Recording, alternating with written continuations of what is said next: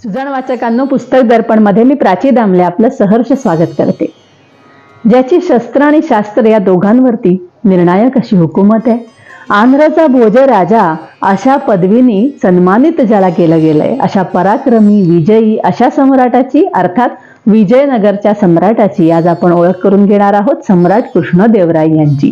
तेव्हा आजच्या आपल्या पुस्तकाचं नाव आहे कृष्णदेवराय, एका सम्राटाच्या दक्षतेची यशोगाथा. लेखक आहेत डॉक्टर लक्ष्मीनारायण बोल्ली. मेहता प्रकाशन पुणे यांचे हे प्रकाशन असून आपण जी आवृत्ती रेफर केली ती 2012ची होती. एक प्रतिभा संपन्न असा साहित्यवेत्ता, एक कर्तबगार असा राज्यकर्ता अशी सम्राट कृष्णदेवरायाची ओळख सांगितली जाते.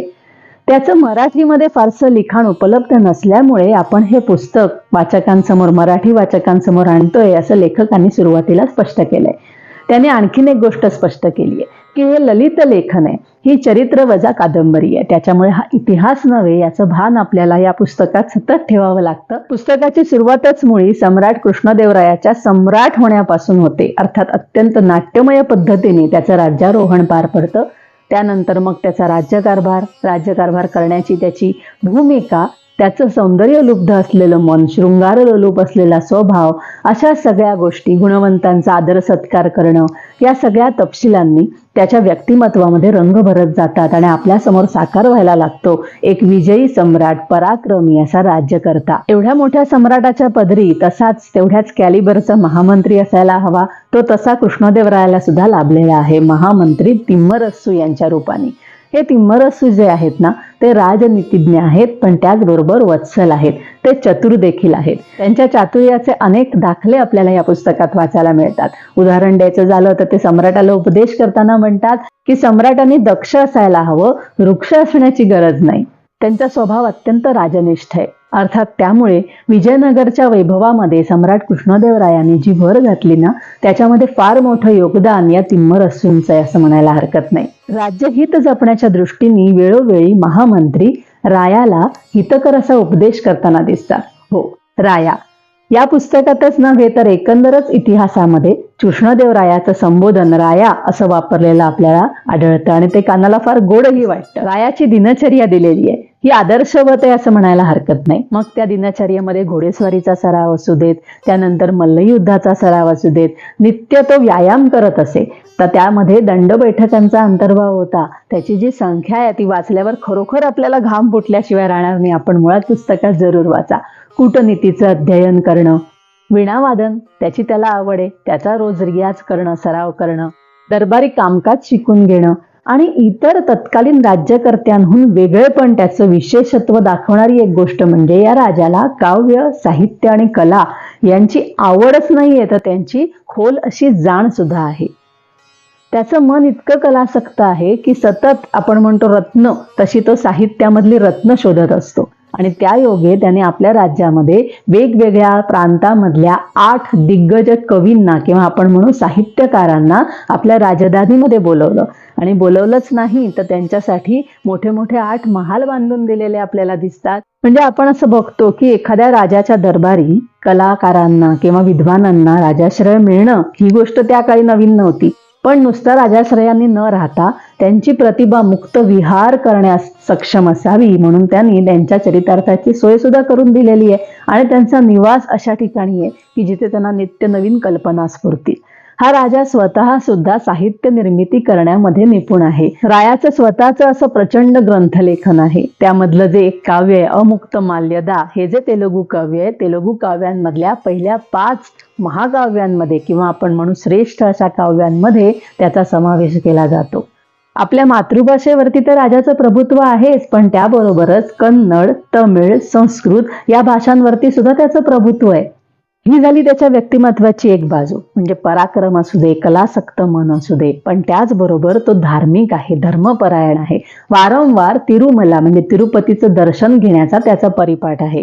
तिरू म्हणजे पवित्र हा अर्थ मला या पुस्तकात पहिल्यांदा वाचायला मिळाला. किंबहुना ज्याला आपण सरसकट साऊथ इंडियन असं लेबल लावून मोकळे होतो, अशा साऊथ इंडियामधल्या, दक्षिण भारतातल्या वेगवेगळ्या भाषांमधले प्रचलित जे आपणही ऐकलेले शब्द असतात त्यांचे अर्थ मला या पुस्तकात वाचायला मिळाले आणि फार गंमत वाटली. हा राजा पराक्रमी हे आपण मगाशीच पाहिलं. आपल्या साम्राज्याचा थेट श्रीलंकेपर्यंत त्यांनी विस्तार केलेला दिसतो. पण त्याचबरोबर प्रजाजनांच्या हितामध्ये सतत तत्पर असलेला असा हा प्रजावत्सल राजा, तो प्रजेला नुसते रिसोर्सेस देऊन थांबत नाही, तर प्रजेच्या आयुष्याचा जो स्तर आहे, ज्याला आपण क्वालिटी म्हणतो, ती उंचावण्याकडे त्याचा सतत प्रयत्न असलेला आपल्याला दिसतो. म्हणून फक्त परकीयांच्या अत्याचारांपासून प्रजेची सोडवणूक करून तो थांबत नाही. म्हणून तो रस्ते बांधण्याकडे लक्ष पुरवतो, बंधारे बांधतो, शेतीची उपासमार होऊ नये म्हणून मोठमोठ्या जलाशयांची निर्मिती करताना दिसतो, प्रजेच्या निवासाची व्यवस्था करताना दिसतो. त्याचबरोबर भव्य मंदिरं आणि गोपुरं बांधणं हा तर मला वाटतं म्हणजे या पुस्तकात माझ्या लक्षात आलं, हा त्याचा ऑल टाइम फेवरेट उद्योग आहे असं म्हणायला हरकत नाही. हम्पी मधले जे अवशेष आहेत ते आजही आपल्याला विजयनगरच्या वैभवशाली साम्राज्याची साक्ष देताना दिसतात. आणि त्याचबरोबर त्या कलेचा जो स्तर होता, दर्जा होता, तो किती उच्च होता हेही आपल्याला तिथे गेल्यानंतर जाणवल्याशिवाय राहत नाही. तो जसा विद्वानांचा, कलाकारांचा यथायोग्य परामर्श घेताना दिसतो, तसंच आपल्या लक्षात येतं की साधू, सज्जन, संत यांच्याबद्दल सुद्धा त्याच्या मनामध्ये अत्यंत आदर आहे. आणि म्हणून त्या काळचे शंकराचार्य असू देत, संत पुरंदरदास असू देत, वल्लभाचार्य असू देत, या साऱ्या थोरा मोठ्यांचे आशीर्वाद घेण्याची संधी तो अजिबात दवडत नाही. पुस्तक दर्पणच्या दृष्टीने बघायचं झालं तर आणखीन एक लक्षणीय बाब या चरित्रामध्ये आढळते, ती म्हणजे सम्राट कृष्णदेवरायाचा स्वतःचा असा अफाट ग्रंथ संग्रह सुद्धा आहे. तो ठेवण्याची व्यवस्था हवी तर एक छान असं ग्रंथ संग्रहालय आहे, ते अद्ययावत ठेवण्याची व्यवस्था आहे, तिथे कॅटलॉगिंग केलं जातं, तिथे त्याची अभ्यासिका सुद्धा आहे. आणि याचं नावच मुळी त्याने ठेवलंय विजय भुवन. सम्राट कृष्णदेव हा जो राया आहे हा उद्योगी सुद्धा आहे आणि दक्ष सुद्धा आहे, ते आपण पुस्तकाच्या नावातच पाहिलं होतं.